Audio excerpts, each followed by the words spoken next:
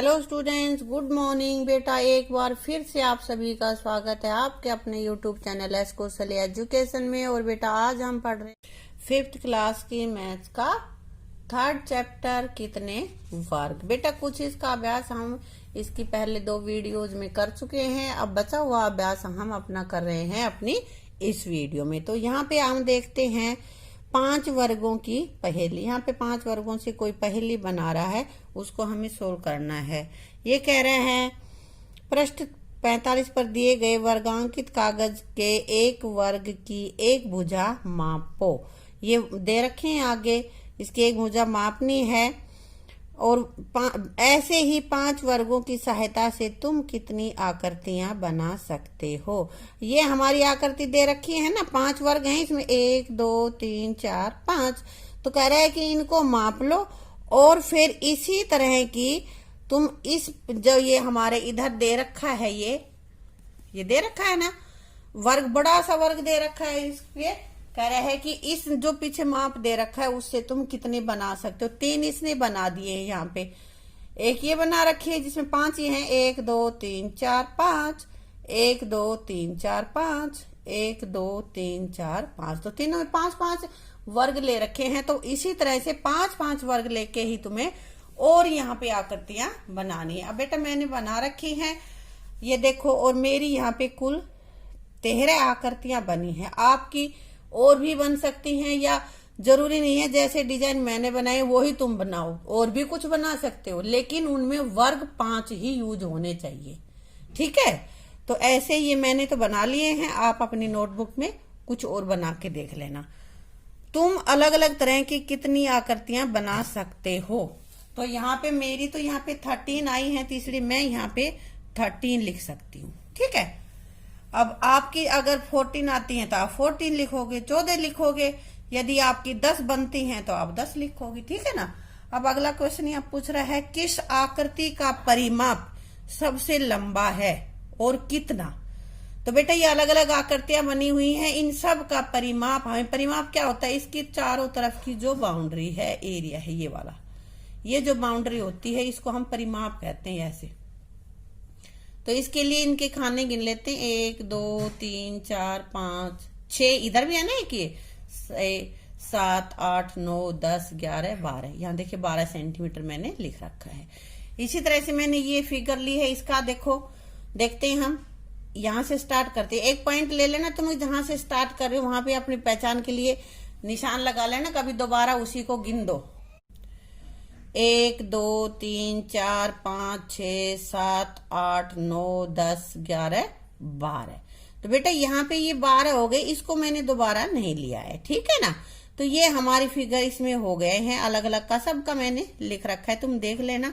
अब ये कह रहे हैं कि सबसे लंबा किसका, देखो सारों का लगभग 12 आ रहा है, इसका 10 आ रहा है, इसका 14 आ रहा है, 14 सेंटीमीटर है।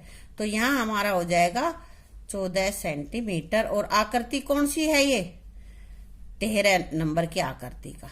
ठीक है, 13 नंबर की आकृति का सबसे ज्यादा है, और वो कितना है बेटा, वो हमारे पास है 14 सेंटीमीटर। किस आकृति का परिमाप सबसे छोटा है और कितना छोटा है, तो ये बताया तो मैंने, लगभग सबका 12 ही आ रहा है, 12 ही आ रहा है, और यहाँ पे इसका 10 आ रहा है। तो यहाँ आकृति नंबर 12 का, 12 नंबर का आ रहा है बेटा, और कितना आ रहा है, 10 सेंटीमीटर। यहाँ लिख देंगे हम। तुम्हारा कुछ और भी आ सकता है, जरूरी नहीं है जो मैडम का है वही तुम्हारा भी आएगा। अब कह रहे हैं कि आकृति का क्षेत्रफल कितना वर्ग सेंटीमीटर। ये वाली जो आकृति दे रखी, परिमाप नहीं पूछ रहा बेटा, क्षेत्रफल। तो क्षेत्रफल तो जितने इसमें वर्ग हैं उतना ही क्षेत्रफल हो जाएगा। क्षेत्रफल होता है अंदर का जो स्पेस होता है वो, और हमारा जो परिमाप होता है वो बाहर की जो ये जो सारी बाउंड्री है उसको परिमाप कहते हैं। तो देखो इसमें कितने वर्ग हैं, 1 2 3 4 5। तो कितना वर्ग है, क्षेत्रफल कितने वर्ग सेंटीमीटर है, 5 वर्ग सेंटीमीटर। आसानी था ना ये। हाँ, पीछे बेटा इन्होंने आकृति बनाने के लिए कहा था ना, तो कह रहा है कि क्या तुम ये सब आकृतियां बना पाए। बना पाए तो ठीक है, नहीं बना पाए तो इसी तरह की आकृतियां बना के, और उनके ये कह रहा है कि गत्ते काटने हैं। इन 12 आकृतियों को गत्ते पर बनाकर काटो। ऐसे बराबर बराबर वर्ग बना के अलग अलग कलर से दे रखी है ना, 1 2 3 4 5 6 7 8 9 10 11 12 अलग अलग है ना ये। और कह रहे हैं कि इनको इस तरह से मिला लो कि पूरी एक आयत बन जाए। अब ये आयत हो गई ना सारी, ये वाली यहां से लेके यहां तक।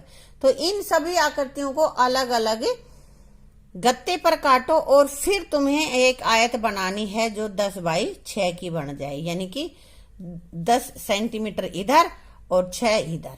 इस तरह की आयत तुम्हें बना लेनी है, ठीक है बेटा। अब बेटा आगे कह रहे हैं एक और पहेली बना, क्या, इन्हीं 12 आकृतियों से 5 बाई 12 की आयत बनाओ। अब क्या करना है कि 5 वर्ग एक साइड और इधर हमारे 10 वर्ग। देखो यहाँ पे 1 2 3 4 5, ये तो 6 की थी, इसी तरह 5 की तुम्हें बनानी, 6 की तो इसने यहाँ पे बना के दिखा दी बेटा, ठीक है। अब 12 की तुम्हें बनानी है। अब बेटा आगे है खेलने का समय। यहाँ खेलने का समय हो गया। अब तुम इससे आकृति से खेलो। कैसे, नीचे शतरंज की बिसात है, शतरंज है। ये देखो यहाँ पे ना एक आकृति दे रखी ना 5 वर्ग से, 1 2 3 4 5, 5 वर्ग है इसमें। इस आकृति से तुम्हें कह रहा है कि ऐसी ऐसी अपने 12 आकृतियों को लेकर के शतरंज खेलना है। तो कैसे खेलोगे, पहला खिलाड़ी समूह में से एक आकृति को उठाकर इस शतरंज पर इस तरह रखेगा कि 5 वर्ग ढक जाए। आकृति को ऐसे रखना है कि 5 वर्ग ढक जाएं। दूसरा खिलाड़ी एक दूसरी आकृति उठाकर, और आकृति कोई होगी उसको उठाकर इस तरह रखेगा कि पहली आकृति के ऊपर ना आए। दूसरा जब रखना है तो उसको ऐसे ना रखें कि ये ढक जाए। मान ले हम दूसरी को हम यहाँ रख दें, ऐसे हो गया, 4 और 1 5 हो गए। अब तीसरा फिर कुछ ऐसा रखे कि इन दोनों को तो ना ढके और वैसे अलग से 5 वर्ग ढक दे। तो हमारे यहाँ तक के ढक रहे हैं, अगले हम वर्ग ये ढक दें। 1 2 3 4 5 हो गए ना। इसी तरह से तुम्हें ये खेलना है। इसके बाद अगले वाला कैसे खेलेगा, फिर 5 वर्ग ढकेगा, तो यहां से लेके यहां तक के ढक देगा वो। 1 2 3 4 5 हो गया ना। इस तरह से इस खेल को खेलते जाना है। जो आखिर में इसको आकृति को ढकेगा, पूरी को भरेगा, वो ही यहाँ पे इस गेम को जीतेगा, ठीक है बेटा। ये तो था हमारा खेल। अब आगे यहाँ पे टाइल बना रहा है। क्या तुम्हें गणित का जादू पुस्तक 4 यानी कि 4th क्लास की जो गणित की बुक थी उसके फर्श के पैटर्न याद हैं, और तुम्हें एक ठीक टाइल चुनकर उनके बार बार लगाते हुए पैटर्न बनाना था ताकि बीच में जगह न छूटे। तो 4th क्लास में तुम बना चुके हो इस तरह की टाइलें, है ना। जीरी एक दुकान पर गई और फर्श पर तरह तरह के टाइल्स के डिजाइन को देखकर हैरान रह गई। कितने सुंदर हैं ये डिजाइन। दुकान पे गई, ये देख अलग अलग डिजाइन्स बने हुए हैं। तो कह रहा है कि उसको बहुत ही आश्चर्य हुआ कि कितने सुंदर थे। तो कह रहा है क्या तुम वह टाइल ढूंढ सकते हो जिसे बार बार इस्तेमाल करके दिए हुए हर एक पैटर्न में फर्श के पैटर्न में बदला जा सके। उस टाइल पर घेरा लगाओ। ये टाइल हमारी यहाँ पे बेटा इस तरह की हो सकती है। देखो इसका एक ही पैर बचेगा, या ये बचा हुआ है तो अगले में काम आ जाएगा ये।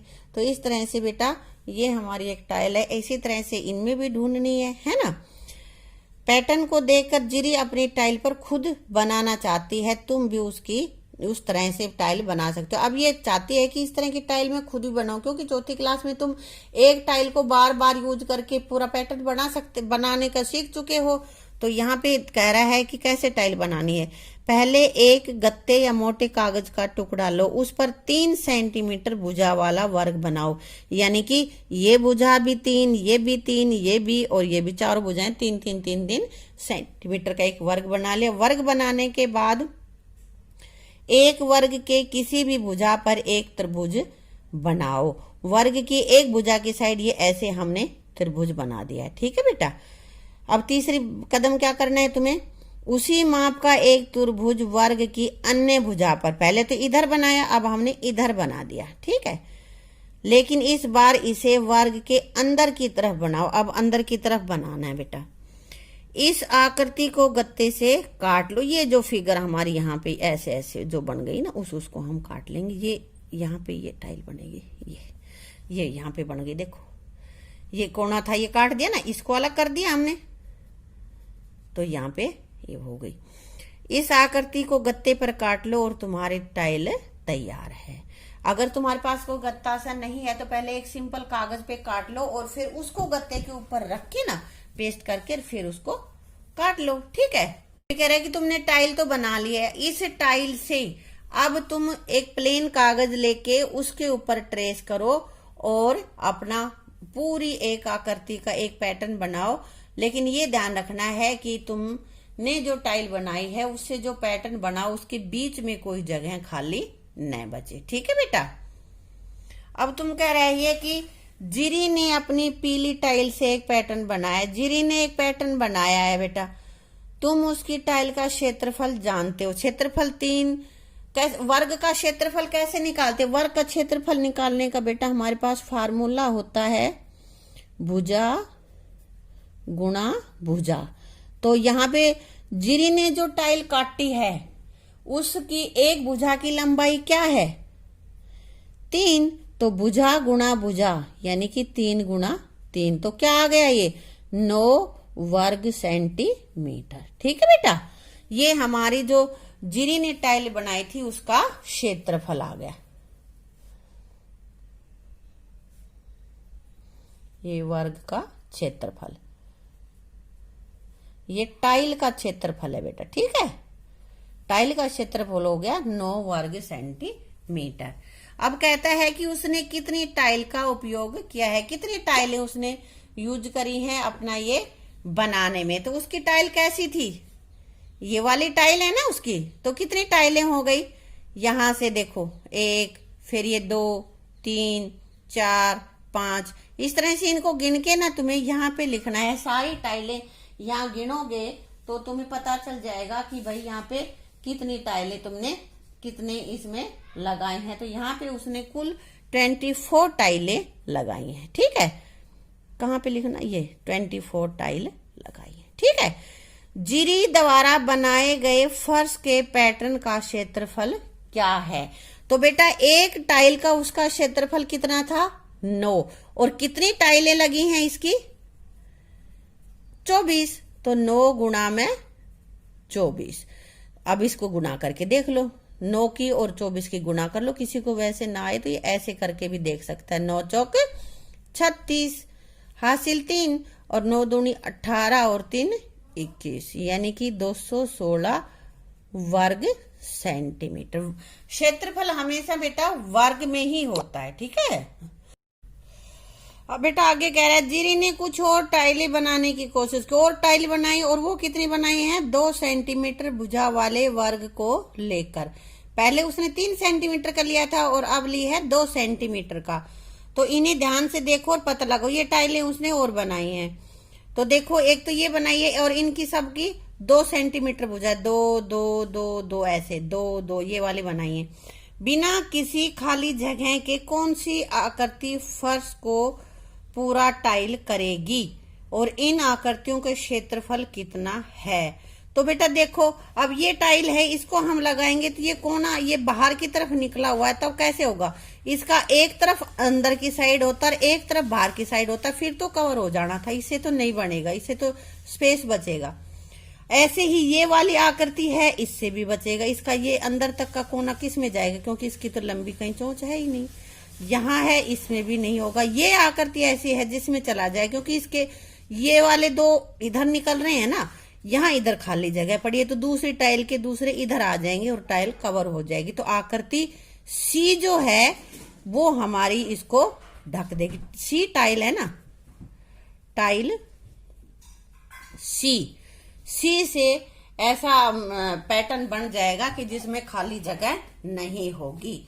हाँ बेटा, इन आकृतियों से कॉपी में बनाना है। ऐसे आकृति तुम बना लेना और अपनी कॉपी में अलग अलग डिजाइन बनाना है। ठीक है, अब एक वर्ग में से तुम अपनी नई नई टाइल्स बनाओ।